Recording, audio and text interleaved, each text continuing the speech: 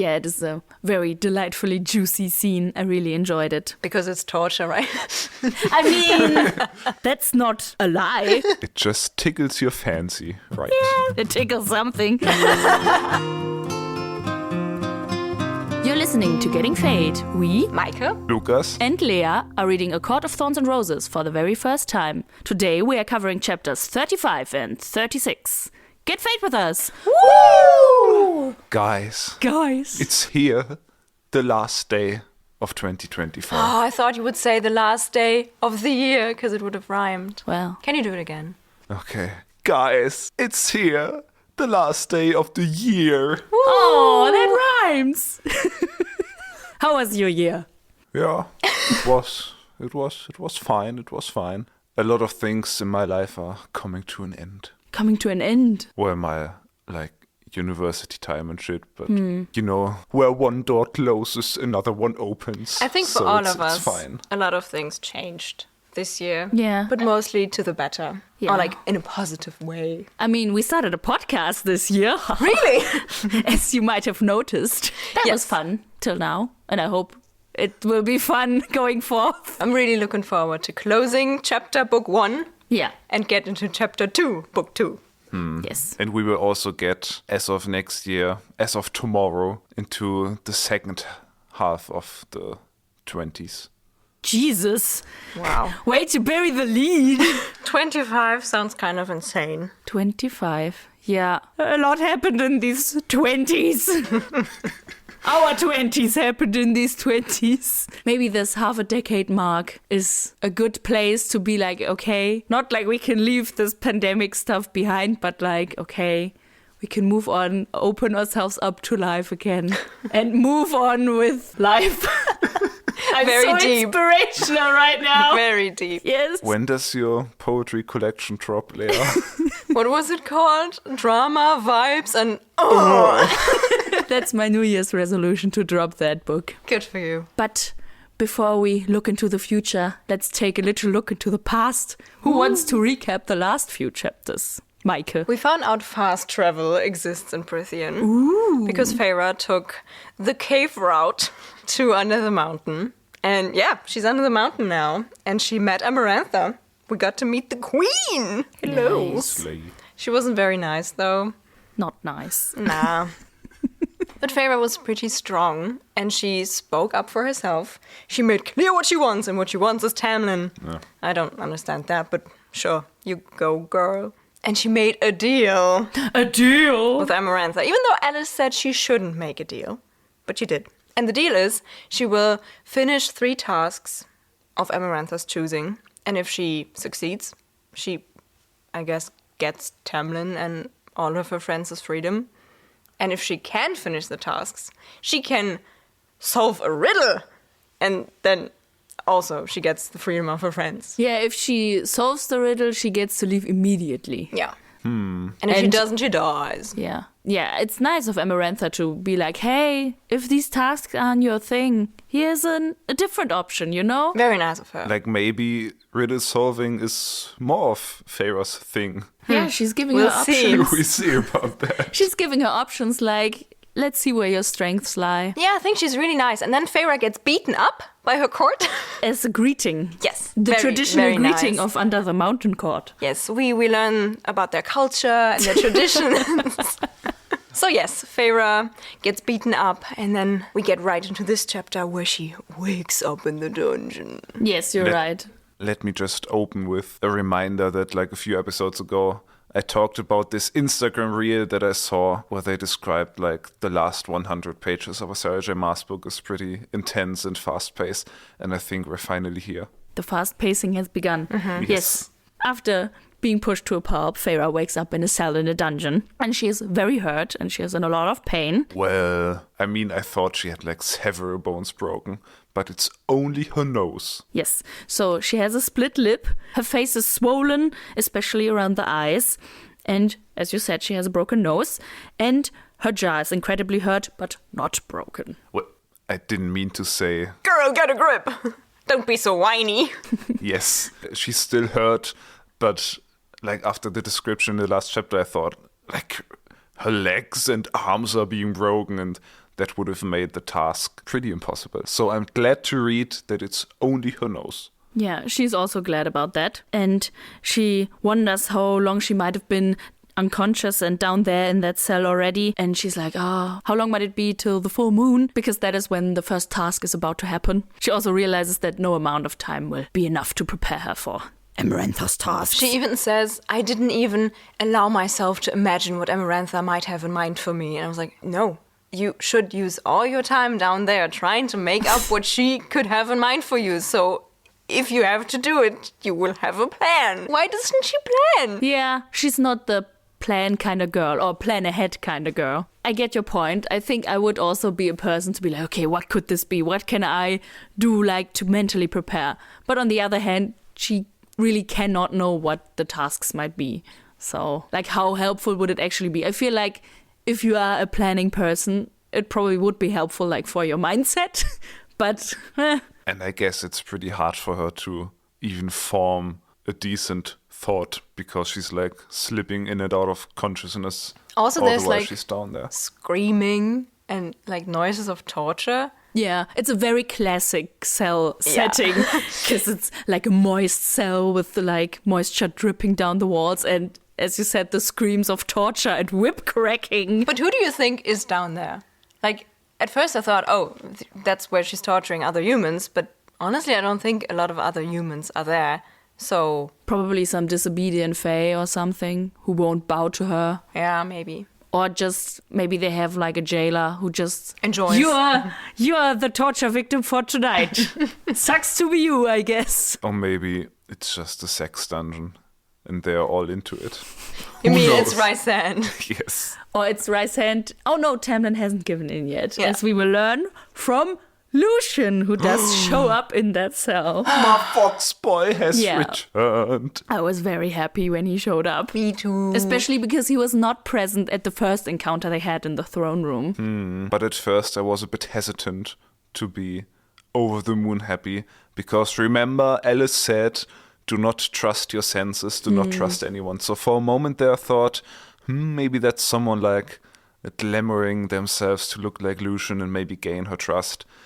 But then Lucian again gives her some shit for not saying I love you to Tamlin, and that tracks with his character. So I was like, yeah, I guess that's him. He was honestly a bit annoying by being like, oh, why didn't you say I love him? And now why did you come here? You can't do anything, blah, blah, blah, blah, blah. But still, honestly, guys, I ship them so much more than I ship El Kitty. Just the banter, the back and forth, how he like cares for her and tends to her wounds and how they like bicker with each other. Yes. Yeah. But if you ship someone more than Elk Kitty, like the bar is the floor.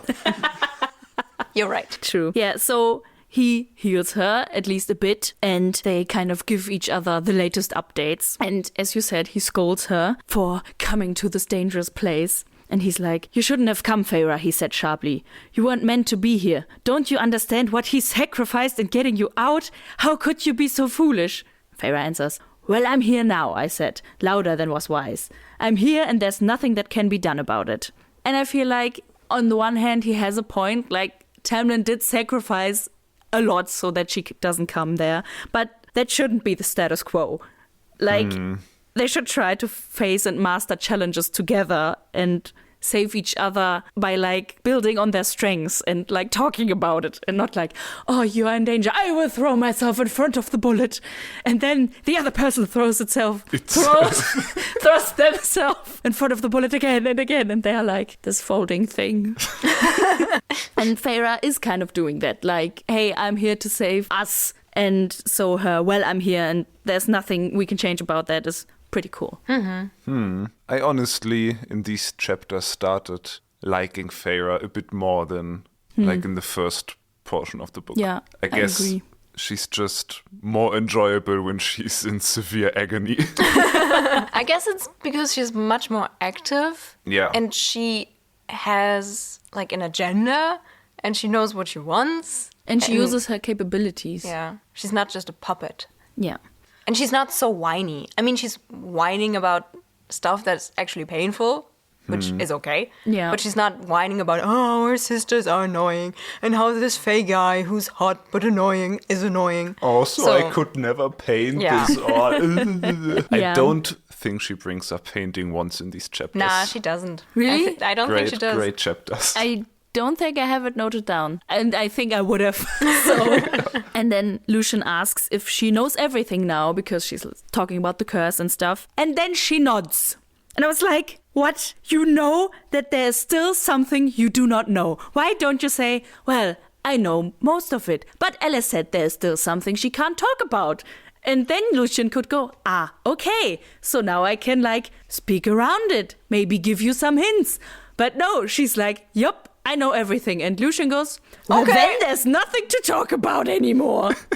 She's so stupid sometimes. Yeah. But then we come to the part where Lucian heals her. Well, most of it so that it doesn't attract too much attention and kind of seems like a possible mortal healing process. And it turns out Amarantha gave him some of his magic back, so he's more powerful now. Or she gave him that magic so he would bring Tamlin to accepting her offer. But Maybe give him back his eye. But Tamlin still refuses Amarantha. Also, Amarantha still waits for his consent. Let's maybe not talk about the blackmailing and torturing she's doing, but she doesn't just... Yeah. Sure. Silver star for Amarantha, I guess. But I feel like that means that Lucian actually tried to persuade Tamlin, but Tamlin was like, no, I won't. Which is his right. But I found it interesting that Lucian would actually be like, okay, I'll try to persuade him. What can go wrong? Do you think that Tamlin is actually this broken, mindless shell of himself? Or did he just have really good composure when Feyre was brought before him? Well, I think there is something more going on with him. He did try to hold his composure, but I feel like he also couldn't do everything he probably wanted. Maybe he's under holding spell, or maybe he doesn't have full control over his body. I don't know, but that seems also a bit weird. But I have this puppeting image in my head right now. Throughout their conversation, we learn that all the High Lords are currently under the mountain and are not allowed to leave until Feyre's trials are over. So I guess that's truly peak entertainment there. But does that mean Lucian's dad is here? Or is somebody else already High Lord of Autumn Court? I thought it might be Lucian's dad. Because, why wouldn't he be? Yeah, I'm still holding out for that confrontation. I don't know. I Yeah. still want to see that. Yeah, me too. Kinda. The term trials made it sound much less like tasks, like Amarantha put it, and more like sport for fun, which kind of disappointed me because I really wanted it to be oh, you will have to go somewhere and do this task for me and then come back if you succeed. You have to fetch But- my groceries. Trial just sounds a lot more like I give you an obstacle and if you can overcome it, you have mastered the trial. Yeah, and also a trial. I mean, it's already in the word. It's a trying out for something, which you would do to get into something like a club or Yeah. kind of an initiation rite or a secluded group that you can't just join. So maybe those are her trials to become pseudo-fae or something. And then after all that, she gets her little gold Fae Prime membership card. Fae Prime. We also get a bit of lore dump, history dump about Jurian and Amarantha. And Lucian confirms that it is actually Jurian in that ring. Yes! And we learn that Amarantha's forces and Jurian's forces met on the battlefield and all of them died, except for, I guess, these two who then met on the battlefield. And before, Jurian was protected by some magical means, but even that wouldn't help him against Amarantha. Do you think it was a magic spell by Clythia to protect him? Yeah, either a spell or some potion or something. I think she protected him before he killed her. Or maybe something else happened. Kind of ironic that she would cast a protection spell on him and then he kills her and it still holds on and protects him even after her death. I still think we don't know all the story Yeah, me between too. them, especially because we get more and more nitpicks and hints about the story and from different perspectives. So And the possibility that we might get Jurian's perspective is still there. yeah. Because some essence of him is still being kept in that ring. And come on, you can say it. Yeah. We all said it for Meike last episode. You're a genius. You Thank are you. a genius. Thank you. You're a genius. Okay, that's enough.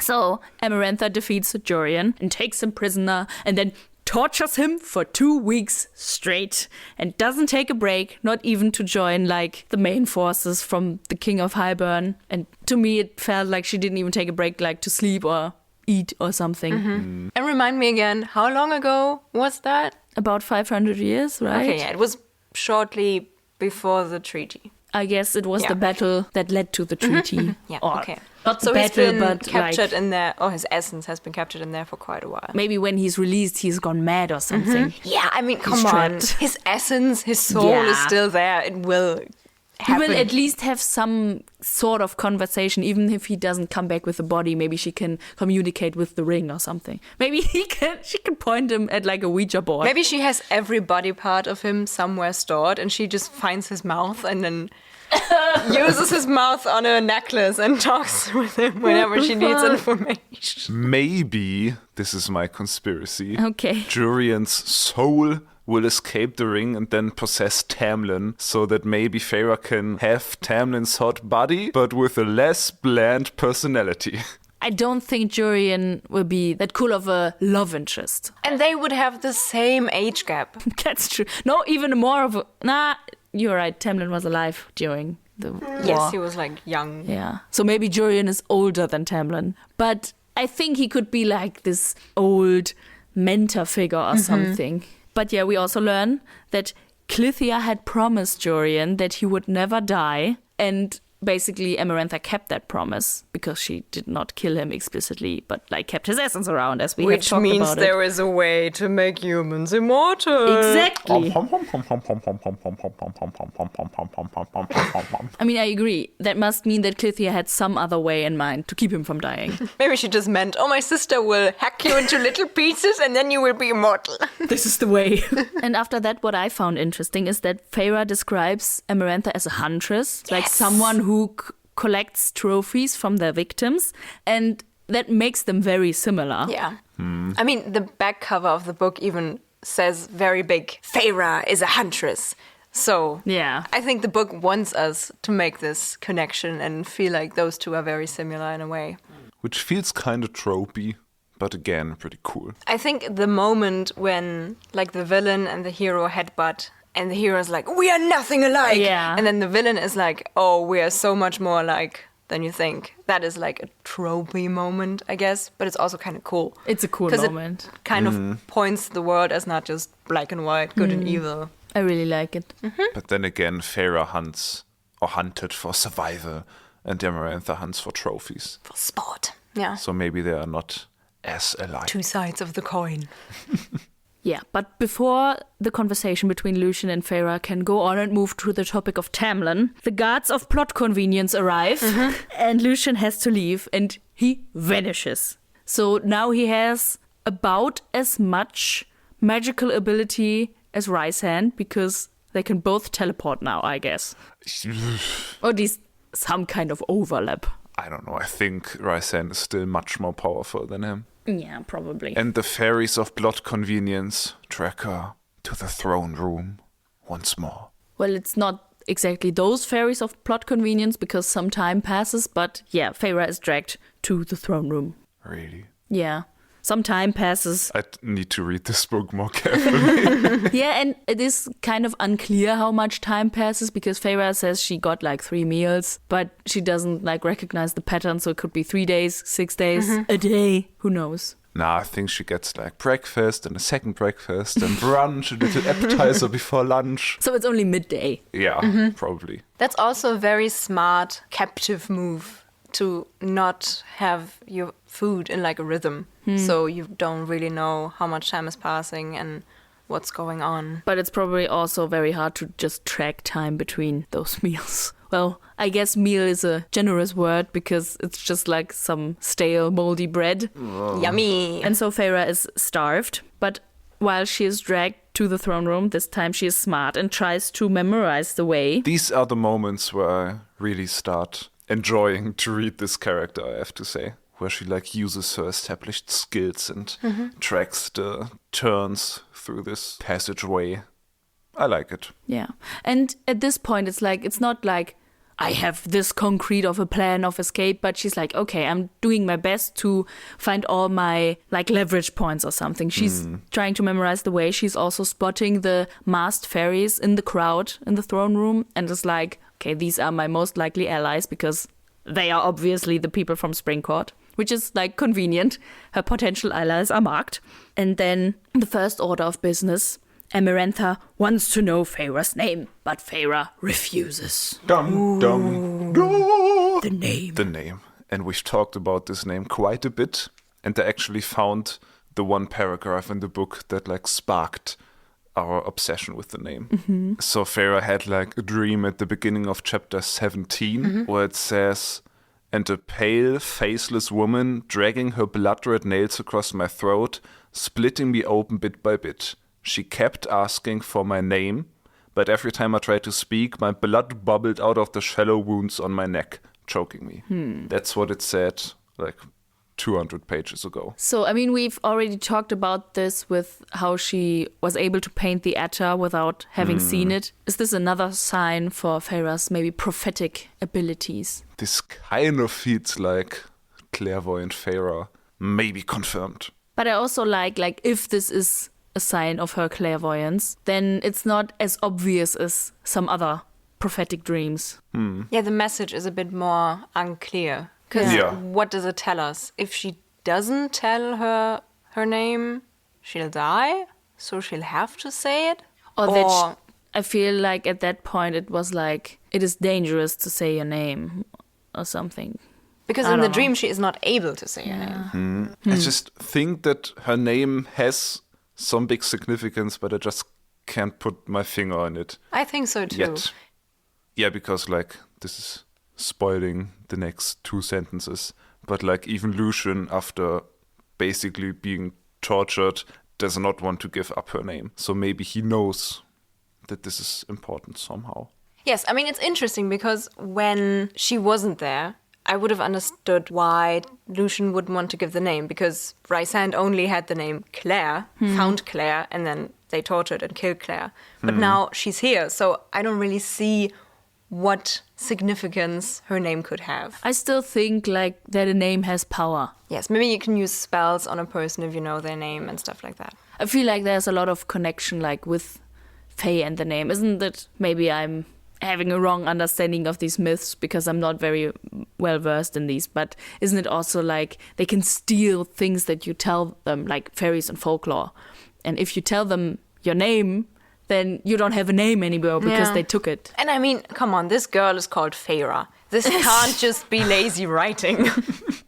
Do you think that Feyre has a secret Fae ancestry? No, I don't still think that, but they can be more connected to her name. Well, but Feyre refuses to give her name away, which is, I guess, a good instinct. But then, Lea, maybe you can describe Amarantha's ace. Well, because Feyre refuses, she calls forth Rysand, who is supposed to help loosen Feyre's tongue. And it is described that Feyre hears those casual stalking steps. Ah, my boy. He is so incredibly funny in this scene. And I hate that it's working on me so much. But he's just a great character. Yeah. He's funny, but he's also intimidating. But also just so cool, like it's described that night still seemed to ripple off him like some invisible coat. And I was like, yes, take me. And like he puts his hands in his pockets while talking about dying humans. And I don't know, he's just so incredibly funny. The way when she's like, is this the girl you saw at Tamlin's estate? He goes like, I suppose. like what? That's the best answer ever. But there's also more to this, because apparently Rysand is not as forthcoming to Amarantha as one might think he would be. And apparently he had confirmed Claire to be the girl that he saw at the mansion. So he's kind of working against her. Yeah, he's like respecting Tamlin's wishes. And Feyre, what a great bro.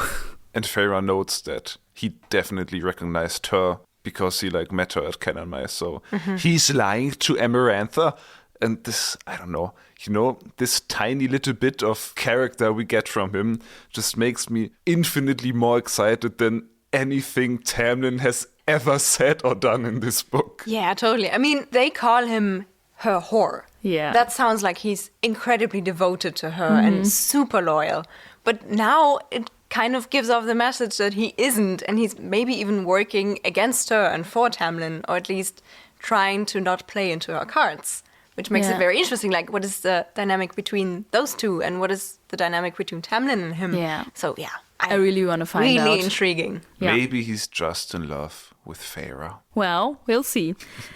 Feyre attributes this to some court scheming that he might be involved in. But I think these are the first signs of Rysand good guy, maybe in the making. Like, not like good guy, as Morally like I am a grey good guy. person. Yeah, as like an anti-hero or something. But Amarantha is tired of these games. And as you said, let's Lucian be tortured. No! Lulu. So that Feyre would talk. And not only is Lucian grabbed by the Aether and his mind held by Rysand, but also his brothers are in the court. And they're described as 4 tall, red-haired high fae. All of them gingers. Awesome. They are like Fae Weasleys. Yeah. But evil. Evil Weasleys. Then is the question, is Lucian like the Percy equivalent who like goes rogue, but like from the perspective of the family, bad way? Oh, no. That is a very harsh comparison for Lucian to be compared to Percy Weasley. Honestly, like when the eldest Fae Weasley talks, he gave me Percy vibes. Yeah. True. But yeah, it is a very delightfully juicy scene. I really enjoyed it. Because it's torture, right? I mean, that's not a lie. It just tickles your fancy, right? It tickles something. But yeah, Lucian stays loyal to Tamlin and to Feyre and doesn't give her up. I mean, again, he does not give her name up. Yeah. So that apparently means giving up her name means giving up her in some way. And I want to get behind it. I just liked how it's written, how he's like accepting the pain in his fate to protect Feyre or Feyre's name. Or maybe he knew that Rüzi wouldn't really hurt him. Maybe they are already scheming. Oh, that would be good. Maybe Rysand wasn't even really hurting him. Ooh. But it did sound like he was hurting. But maybe he's a good just actor. A good He's a actor, great yeah. actor. But it says, Amarantha sighed. I thought you would have learned your lesson, Lucian. Though this time your silence will damn you as much as your tongue.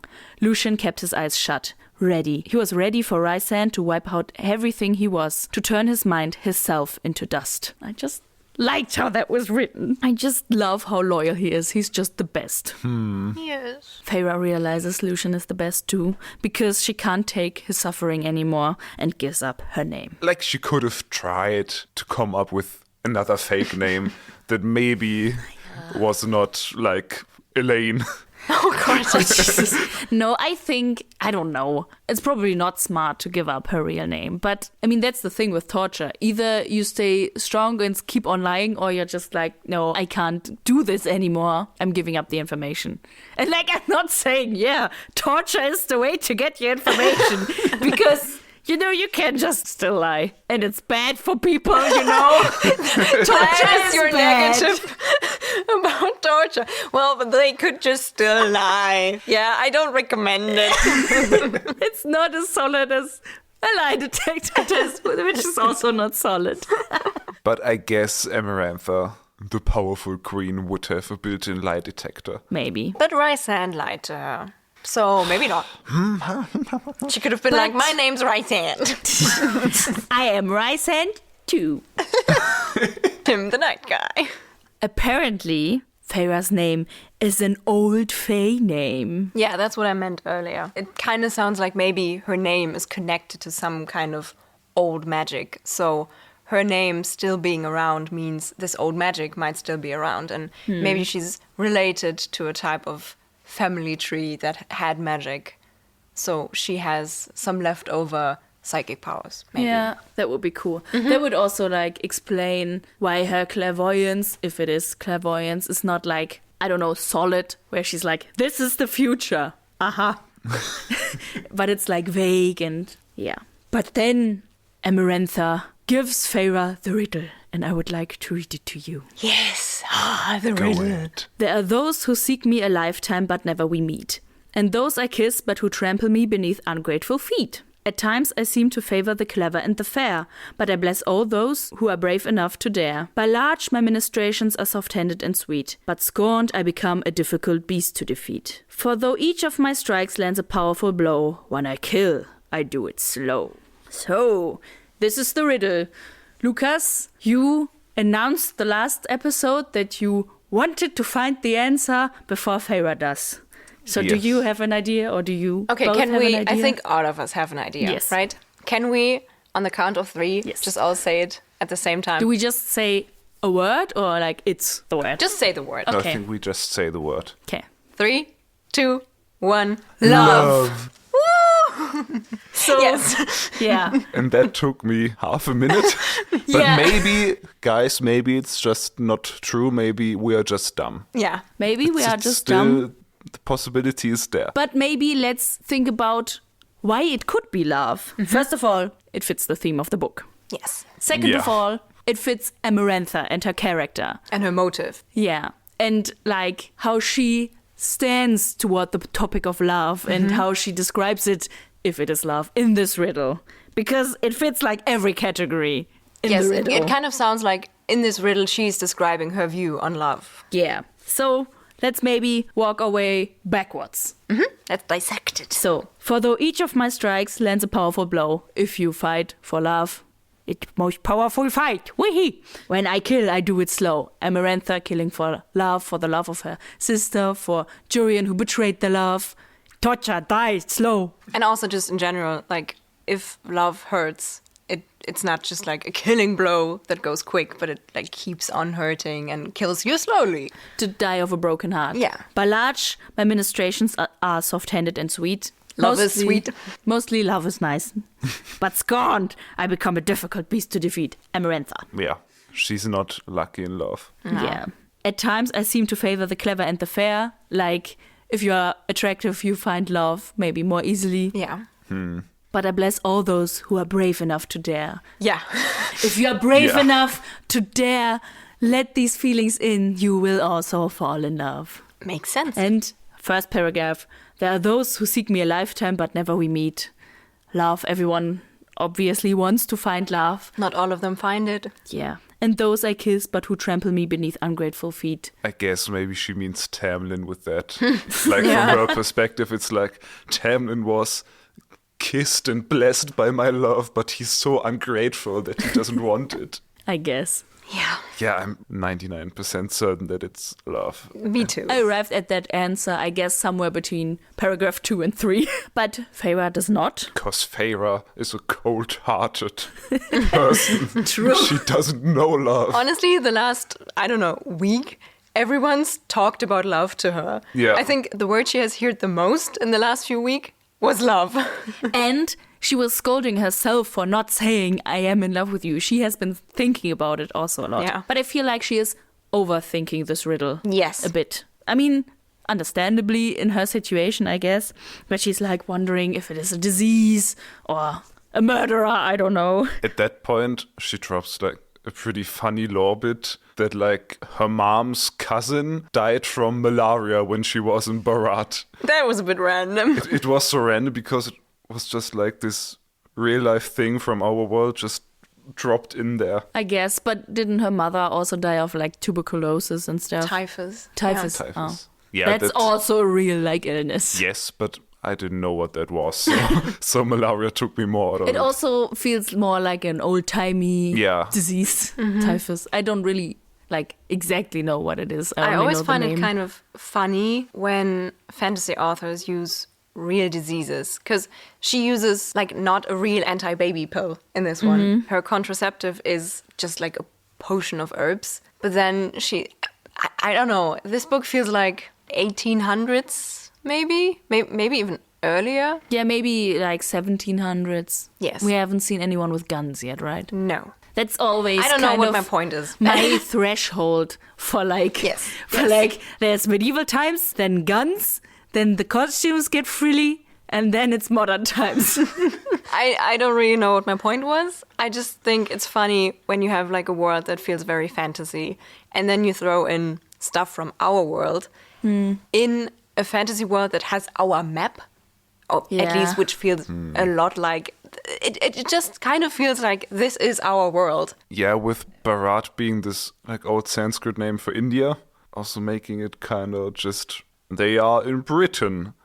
These are the exotic lands. But like if we compare it maybe to Game of Thrones or something, it tries to be like realistic medieval times with magic. And they have like an equivalent for leprosy, but they call it a different name because it is something different. But like George R. R. Martin like invented like a funny fantasy name for it. Yes, I think that's a good point, because they could use like the disease that is malaria for us and just give it a different name. I mean, they don't describe any symptoms, so just saying a random disease would maybe also feel a bit off. But yeah, I take a disease from our time and use it in this book that is fantasy. For me, at least, it didn't like throw me off that much. It was just like, she died of an illness. Okay, done. Yeah, I just thought it was funny. Yeah. Well, not that she died, but... Yeah, I think we talked a lot about this now. For my reaction just being, moving on. Yeah. But after Feyre does not know the answer to the riddle, she is brought back to her cell, where she ponders this riddle and also ponders the conditions of her agreement with Amarantha, because she suddenly fears that maybe Amarantha's admission to let them leave immediately only was meant for if she solves the riddle and maybe not if she solves the tasks. How do you think she could have tricked her? Does she... Like, is it... She will set them free, but not immediately if she finishes those trials? Like, she is like, okay, in 100 years you could go. Maybe... That is why she put in this riddle thing, because I was like, this is so stupid to put in this riddle thing. Why give her more possibilities to win? But maybe that is why she put in the riddle, so that she can say, if you solve this riddle, I will let you go immediately. And then Feyre's like, you will let us go immediately, all of us? And she's like, yes. If I defeat your tasks or solve this riddle, you will let us go? Yes.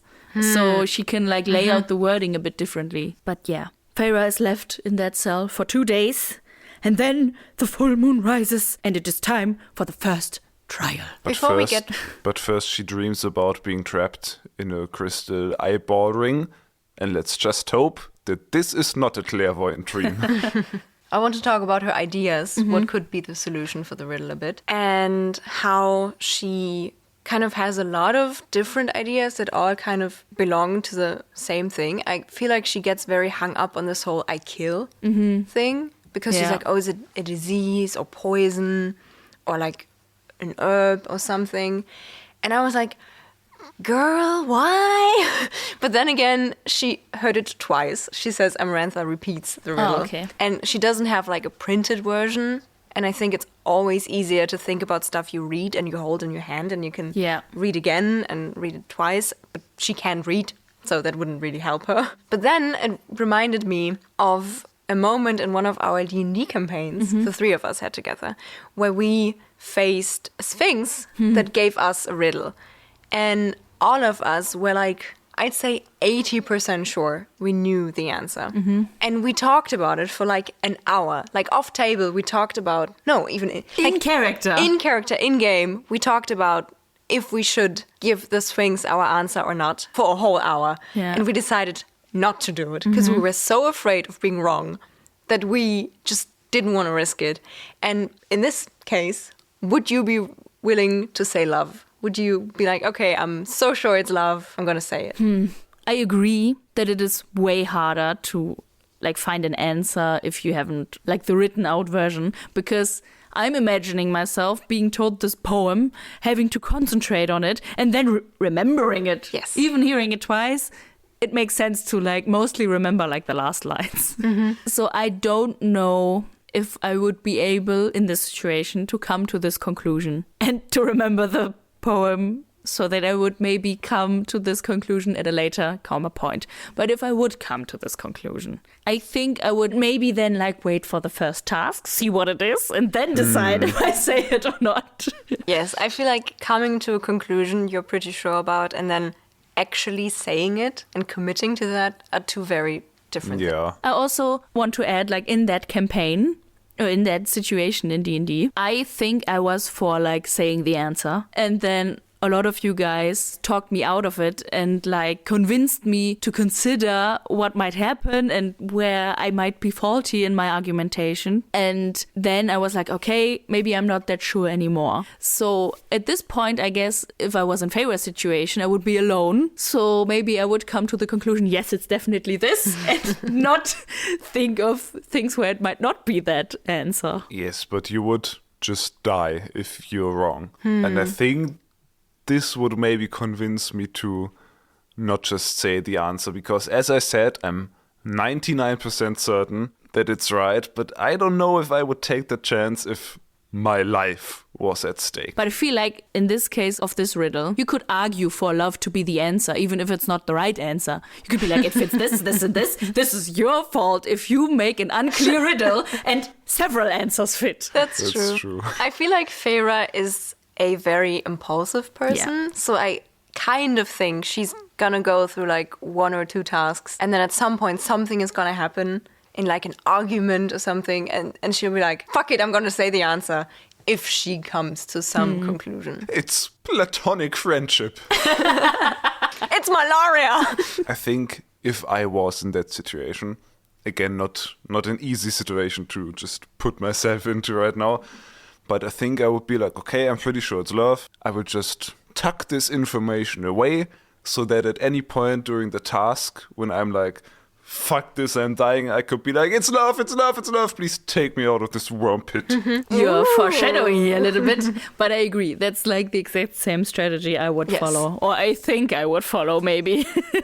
You're in a very easy position to be like, oh, it's love, it's obviously love. Yeah. Just Don't you know this book is about love? You stupid main character. No, she's not stupid. Nah, she's doing a good job. Yep.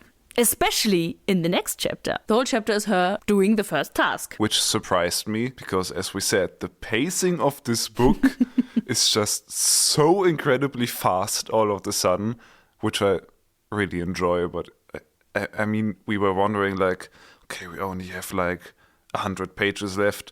Will we even get to see like one task? Because those 300 pages till then was so unbearably slow paced. But yeah, we are here. This is happening in one chapter. Let's go. I was just surprised because didn't Amarantha say she would have to work? Yeah, last episode, one of these chapters, Amarantha told her, yeah, you will have to work for your room and board, basically. And at least I imagined her being like a maid or something. Yeah, and me too. That is how she then encounters some of these characters and makes bargains or whatever, plans. It was maybe at most like a week that she spent in that dungeon. And she was slipping in and out of consciousness all the time, so she wouldn't have made a very good maid if she was like sweeping the floor and falling unconscious. Well, that's Amarantha's fault. Yeah, so it's considered of her to just give her some sick days. She's so nice, so considerate. But like to summarize this task in one sentence before we maybe dive in more detail. Feyre is shoved into a labyrinth of mud where she has to face the Midgard, which is a large worm creature. The name is kind of dropped like on the sidelines. It's an interesting name though, because like Midgard is exactly the name of Earth in like northern mythology.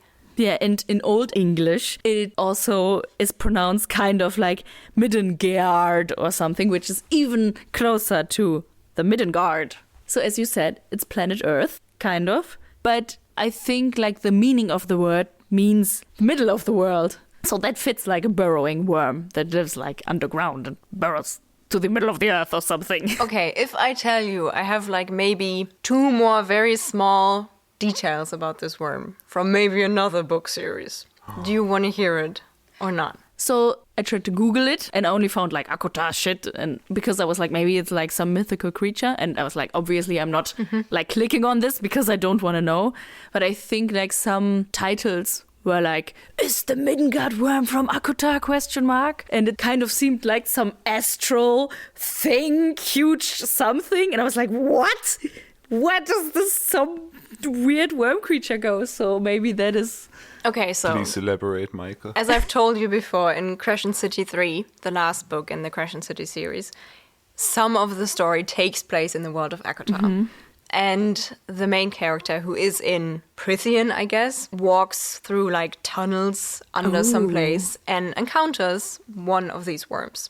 And people tell her it's a Midgard worm. And I actually looked in my book, because I looked it up on Google too, and it just said ACOTAR. And I was like, no, I've heard this name before. And then I took out my copy of Crescent City 3 and went through it, tried to find it, and I did. What I found was quite funny, because the only thing said about it is that it's a Midgard worm, and that Feyre has painted a picture of it because she defeated one. And I thought it was so funny. Like, I can't even escape Feyre's painting in another book series. That is horrible. Does I thought this she mean- might give up painting. Does this mean Feyre's gonna become a legendary painter? Who knows? I'm not going to tell Feyre you the who said it. painter. And what is, I think, so interesting for other people having read all of the book series is that the world of Crescent City is called Midgard. Oh. And then everyone is like, okay, it's called Midgard Worm. And it's not in Midgard, but in ACOTAR. So did this worm at some point travel from one part of the universe to the ACOTAR universe? But there's like no explanation in there. Maybe that's why it was painted in some sort of astral sea, because it was depicted traveling through the universe. Yeah, maybe. So I Through have a no more information on wormhole. that. This is very interesting, yes. Thank Thank you. you. You're welcome. It's a very big book. I did a lot of work trying to find that scene. Biceps workout. Okay, let's get out of this rabbit, or rather, like, Wormhole. and continue with the story. Yes. So Feyre is brought into a cavern that is filled with a roaring crowd, which I found very interesting. It's, Big Hunger Games vibes. yeah, it's I like have to an say. arena or something.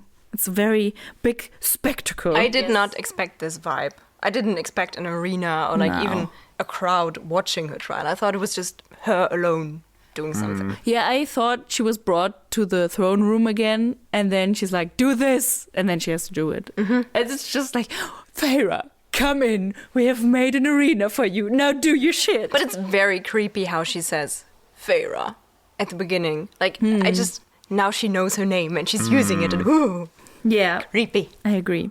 But I agree. In my head, this task was maybe like she's brought to the throne room and Amarantha is like, fetch me this blue special flower that only grows on the full moon on this fucking mountain. Yeah, How me too. convenient that her task is on the full moon in this scenario. But no, we just get Hunger Games. And this is where the book just turns YA-ish again Yes. for me.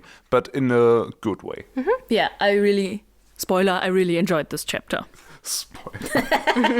Oh no! Spoiler for my conclusion in the end. Lea, this is not a spoiler. This is what this podcast is made for. Okay. For people to know what you think about this Well book. then.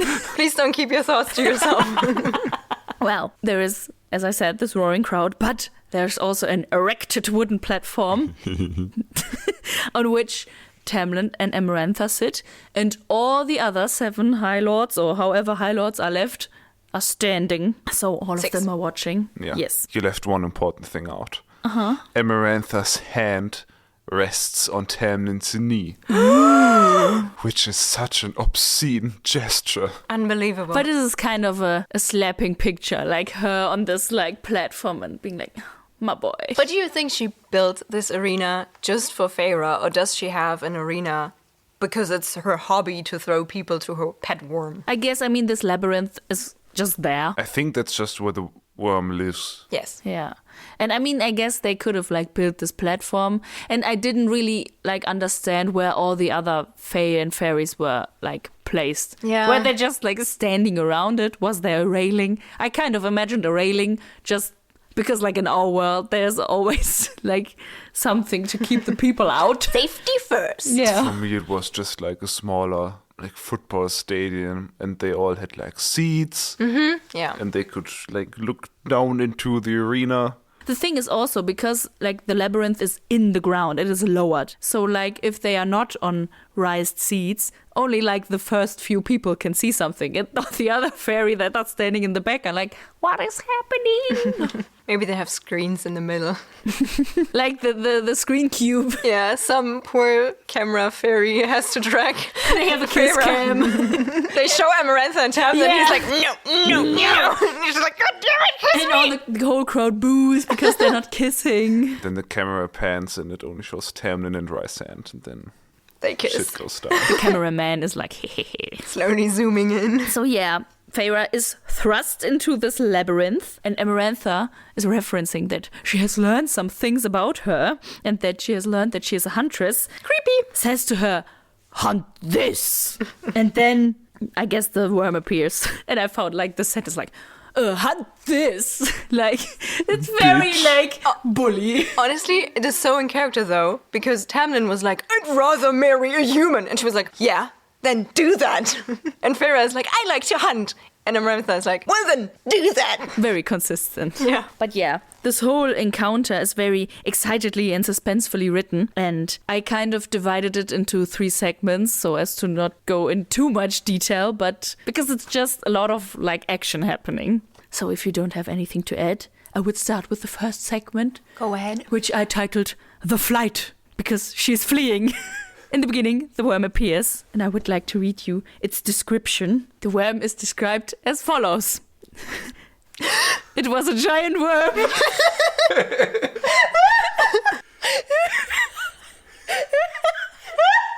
Wow. But this offers so much room for interpretation. This is not just a worm. No, she is chased by a phallus. That is It's good. very phallic. That is good analysis. But I would like to go on with my description, please. Oh yeah, it's a phallus with teeth. Yes. Do you know the vagina dentata? Yeah. The teethed vagina, Yeah. which comes from Freud and whatever, and it's like the monstrous feminine. Maybe this is the teeth, the toothed phallus, the Phallus Dentata. Okay, Great subversion. guys, I don't really remember how this came up, but I have like a soundboard collection of weird shit we sometimes say, and I just want to play one thing that Julia said for whatever reason.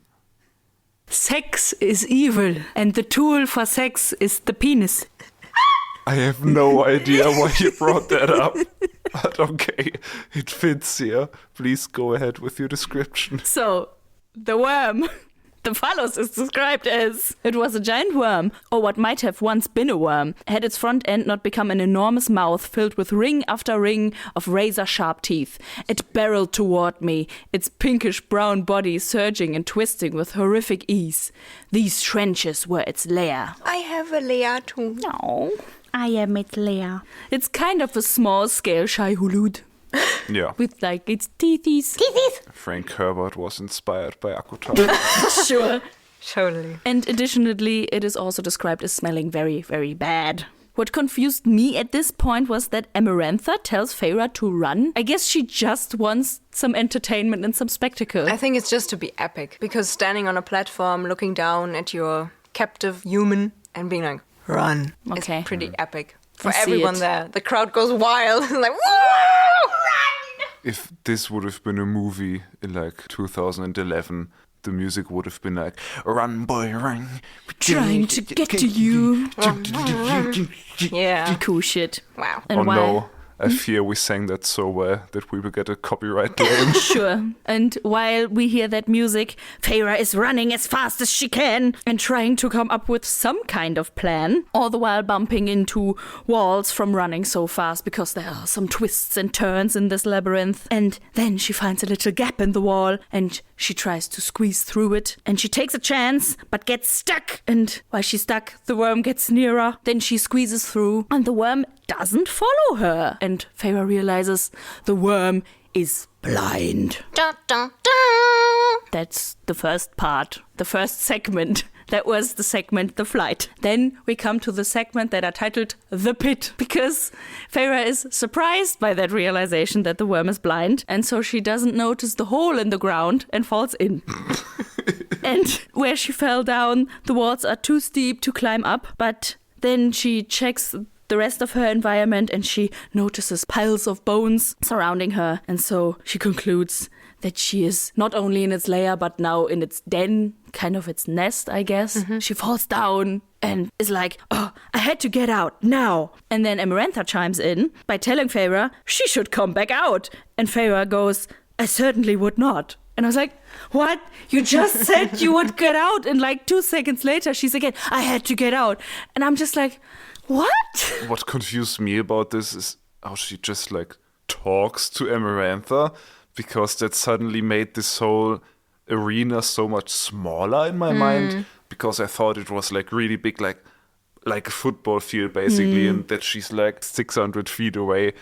And it really surprised me that she can just talk to Amarantha now. I think I was so into this whole stadium set in my mind that for me, she was just talking in a microphone and it would just get amplified through boxes. I was just like, yeah, But sure. Feyre talks back. Does she have like a little microphone? Yeah, of course. Like on her tennis cheek? players now. Oh, Do you know these clips? yeah. They're so funny. Yeah, Feyre now desperately ponders these walls, and the fairies are kind of looking down from up above and are mocking her. And with this mocking, they're giving her an idea of how to get out. She starts collecting some of these bones around her and jamming them into the wall and building a bone ladder. Smart. Yes. They were like, oh, you don't have a ladder? Maybe the little tiny thing should get a stepping stool. And she was like, stepping stool. And then she builds a ladder. Yeah. I thought it was kind of funny how it was written when she's finished, because she's looking at it and she was like, this would be my way out, my ladder. And then there's period, my stepping stool. I thought that was kind of funny. Like it was highlighting again, like, oh, the comment of the stepping stool made her build one. Wow. What I found funny is how one of the fairies goes, what's it doing? What's it planning? And this was literally me in this scene, because she's not describing like her end goal of what she is planning to achieve. Also, what I really liked is how Feyre like uses the gazes of the observers to kind of determine where the worm is in this labyrinth. Because she's like, that's where all the fairies look at. That must be the worm then. Yeah. Feyre is a real badass in this Slayer. chapter. Slayer. But yeah, halfway up her bone ladder, Feyre gets another idea and lets herself drop back down. And I really liked how her thought process is written out. But it could work. It could work if I played it right. It could work because it had to work. And I feel like this thinking in short sentences and kind of debating with oneself is very like relatable, at least for me. I feel like I think in the same way. And this now brings me to the third and final segment of this task, which I titled The Hunt. And it starts with the sentence, if Amarantha wanted me to hunt, I would hunt. Badass Feyre in the house. And she starts breaking bones and placing them in the pit as spikes. And first she breaks them with her knee, and then she breaks them with her foot. And it's just a very cool image. She's very strong. Just putting them there. That's probably also the adrenaline. Yeah. That does a lot for you. Broken kneecap afterwards. And after that, she climbs out of the pit and drenches herself in mud. Honestly, very good idea. But the thought of her rolling in the mud with all these fairies and fae looking was very funny. Yeah. I think it's good that it's not like described in details how she does it. It's also like her surroundings are described a lot, but not like the mud feels like this and this. So you could imagine it as like, I don't know, a bit harder mud, I guess, where she has to actually like roll herself on the floor, or maybe it's very liquid and she could just like rub herself on the wall. I don't know. All very weird pictures. Feces, so... Spoiler! This is a labyrinth of shit. Blech. Feces. Should I say feces? No, I just corrected Meike. Oh, okay. Because she said I not say feces. that? Feces. Really? Yeah, you said feces. At least it sounded like feces. It smells fishy in there. No, we can just call it feces. Yeah, at some point she has like the realization that this is just... Excrements. Yeah. Feces. Oh, we are using so many fancy words for this. It's shit! Caca, poo-poo. But yeah, Number Feyre 2. still... No, Mike, this is task number 1. Well, Feyre has climbed out of the pit and still has 3 bones shit pit. left. And still has 3 bones left. And I thought, well, she has weapons now. Because that's That was my only thought, what she could use these bones for. She has a bone sword. Yeah. Pretty Very badass. cool. She actually does use one bone as a weapon, which, yeah, it's just cool. And again, the fairies are wondering what she might be doing, as a deep, elegant voice replied, "She's building a trap. Rysand!" I love how just the fact that Feyre as a human is not incredibly stupid makes both Tamlin and Rysand incredibly hot for her. Yeah.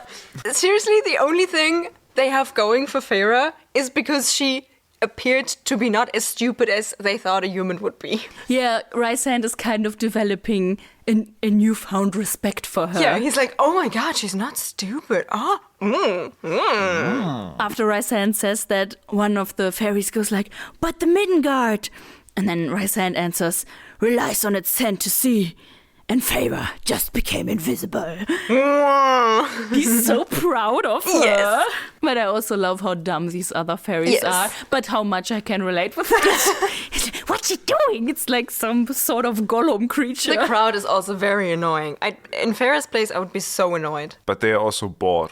I mean, it took at least like 15 minutes to build this spike trap. Yeah, we learned that some of the fairies ignored Feyre completely at this point and are just like feeding the worm with some other shit. Not shit, but body parts, but stuff, Yeah, you know? true. It's said that they, like, dangle some hairy arm in there. Do you guys think they just threw in some fairy? Maybe. When I read it the first time, I kind of thought it. They were like, "Fuck you." Yes! Some poor dude in the first row gets thrown in there. Now, Feyre goes on her way to find the worm. Right, the hunt. And on her way, she places these bones that she took with her on strategic corners. And then I was like, she's not using them just as weapons. She uses them as spikes maybe in the walls, because she described how she bumped into the walls and the worm must have done it the same way, so it's already hurt when it comes to the spike pit. At least that's what I thought at this point. That's a good plan, too. Thank you. Then she finds the worm and gets its attention by opening a wound in her hand. This is so disgusting. She just cuts herself open while being covered in animal shit. I guess if she survives these 3 tasks, she will just die of a sepsis. Or she will just lose both her arms. Yeah. Either way, very, very unsanitary. Yes. But instead of going for her directly, the worm just disappears. And it turns out it had burrowed very fast. But then a helping voice echoes over the field, and Lucian warns her, "To your left!" Lucian, yes! I Best love Lucian. bro. I mean, he probably puts himself in danger by doing Yeah, that. he will Yeah. get punished for that. Probably. At that point, I was just like, yeah, coming through, my boy. And then Feyre starts running. And as it turns out, she placed these bones into the walls so they would help her turn the corners and not lose speed, It's railings. which I hadn't seen coming. And I just wrote down, "Yo, smart!" I thought she was using them as markers to, like, find her way back, because it's a labyrinth. Well, with her full speed that she has retained because of her bone railings, Feyre now hurls herself into the hole, and the worm lands on her prepared spikes and perishes. That was your climactic sound. Great. The phallus perishes because it enters the hole. The spiked hole, vagina dentata, monstrous feminine. We are back at Freud. Nice. Because Sex is evil, and the tool for sex is the penis. Well, just to explain, it's not actually Freud, but Barbara Creed, but she's like using Freud, just so you know. If anyone wants to read it. so yeah, the worm is dead. And Feyre has won. And she comes out of that pit a badass. Yeah, Like, that's pretty cool. Not only her look, but her whole demeanor and thinking is just, yes, I had won. I looked up at Amarantha from beneath lowered brows and didn't check myself as I exposed my teeth. That was so cool. She gets kind of silly mad at Amarantha in that moment. I think it's just the adrenaline. But she's like, if I would have been closer to her, I would have killed her right away. And then she throws, I think, her bone sword after her, which is very Katniss. And is it the first or the second book? It's the first book where she like shoots an arrow at the people who are supposed to raid her. And she just, in that moment, she kind of felt like a little dog, like behind a fence, barking at like a very big dog who just doesn't care. Like, I like how proud and she was badass in that chapter. But I think she gets to Amarantha at least a bit, because Amarantha is like, well, I suppose anyone could have done that. When she like clearly expected her to just die after 5 minutes. Yeah. And also like the bone spear that she throws sprinkles shit on her white dress. Yikes. And it's pretty cool. It's pretty satisfying to read. Yeah. It's again like, I guess, a bit tropey and straightforward and YA-ish, but you know... That's okay. It really is okay because it's fun to read. And that's very much more than I can say about all these Tamlin chapters. I really, really enjoyed that moment, and it really, truly worked for me. And you can feel how Feyre has developed a true hatred for Amarantha. But I just want to summarize this picture that we have of Feyre right now, because she's covered in mud / feces. She has a wild and angry look on her face. She has her bone sword in hand. And as it turns out, some other bone sticking in her arm, but it seemingly doesn't bother her because she's still full of adrenaline. And then she hurls her weapon at Amarantha, and that's just, amazing! Very cool. What I really liked about these two chapters, the last one as well, is that in the beginning of the book, like first chapter, we learn a lot about Feyre's and all the humans' prejudices towards Fae and fairies. Mm-hmm. And then we get to the fairy realm, we get to meet some Fae, and we learn they are actually not that evil and cruel and don't delight in human pain and all that kind of stuff. And now we get to the part of Prithian where this is true. Like, now that we know not all Fae are bad, we meet the bad Fae. And I think this is kind of a cool order to learn the rules of like a new fantasy world. Mm-hmm. Well, before this chapter ends, Amarantha does turn to the topic of bets, because it turns out everyone has betted against Feyre, except one. Who might it be? And first of all, I would like to point out that Feyre has her priorities straight, because she acknowledges that information with insulting but not surprising. It's like, what? Why do you care? But yes, my question is, who was the one who betted against her, and why was it Rysand? I'm not sure if it was Rysand. It kind of feels like it could have been him. Isn't it like confirmed? Is it? She's like, Rysand, come here. To me it read like, one person betted But isn't that you. A lot later? Well, it is a bit later. That's like the last thing we hear. Feyre is escorted back to her cell, and the last thing we hear is, Rysand, come here. And maybe he is being scolded for something he did. Maybe he is supposed to collect his winnings, as you said. I just thought that was it. I didn't really think about other possibilities. But the third possibility could be that Amarantha just needs some different entertainment now. And that's why she calls us whore. Yeah. Then they just fuck in this arena. I don't know. Maybe he escorts her away to her chambers. I don't know. Yeah, I think he's gonna collect his money. Yeah. Because he's gonna fall in love with Feyre. I'm in it now. Yeah, of course. I don't care that this is be probably just as problematic as the Tamlin Feyre relationship. But Rysand is cool. But he's interesting, he's cool, he's mysterious, and also he's sexy, and he's just, you know, he's still a little shit. But I don't care. But a funny little shit and not like a bland little shit. What like I just Tamlin. remembered at this part where he was trying to get into Lucian's mind, I remembered how when Tamlin told Feyre a few chapters back about how the Blight attacked other courts and killed so many children, he says that it like got into their minds, made them insane, and then slowly killed them. Holy Which shit. sounds a lot like Rysand was walking around killing younglings. I didn't even think about that. That's true. But that's the thing, like, Rysand has killed many children. We know that he like burned down the house of some innocent family and abducted a girl and just stood by when she was tortured. He decapitated some dude as a prank, but I still like him more than Tamlin. Yeah, we talked about it. He's a fictionist villain, and Tamlin just feels realistic. So Yeah, Rysand is fun. Rysand is fun evil. yeah, And if villain, why hot? that's all there is to say. Yeah. I guess my concluding thoughts for these 2 chapters are that I found these to be some very great chapters, and it was some great action. A lot of fun and suspense happened, and I love badass Feyre, and I want more of this. I was surprised that we saw and finished task 1 already. Same. But I think that's good, because that means we're probably gonna see and finish tasks 2 and 3, or not, and she will Solve the riddle. Solve the riddle, I guess. Which means at the end of this book, we will have done a great deal. So it will not just be like, oh, I went to a mansion, I fell in love, and now I'm at the place where people want to torture me, but I will hold strong to my love.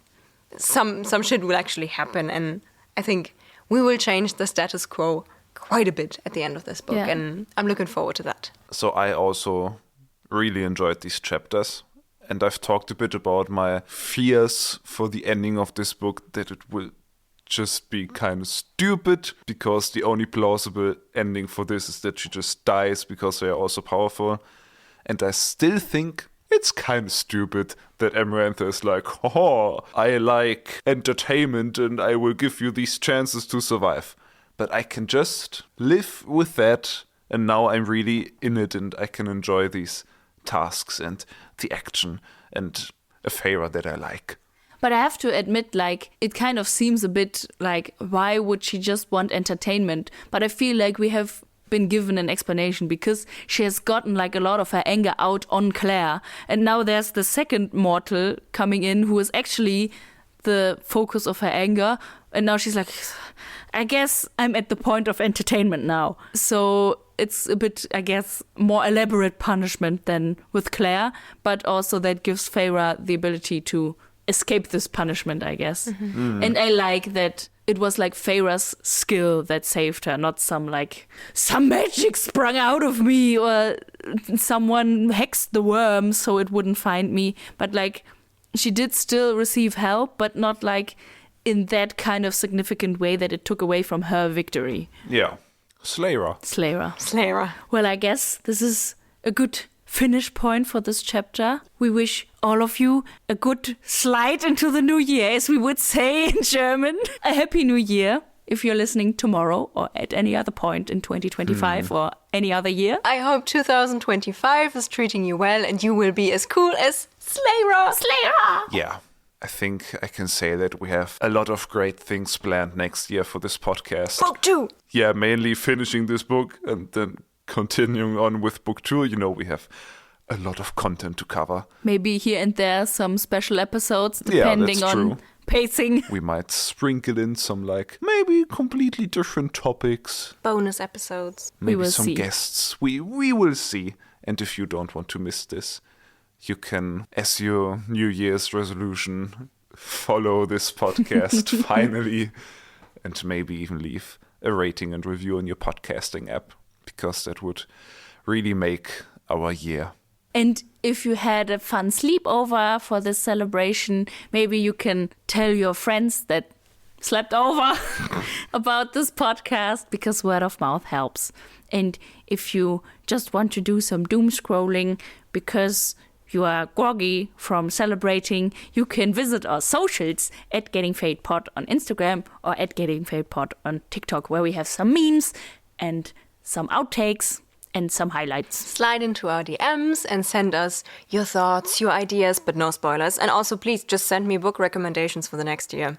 I would really appreciate that. Yeah, so I guess we will see you next year when we're Getting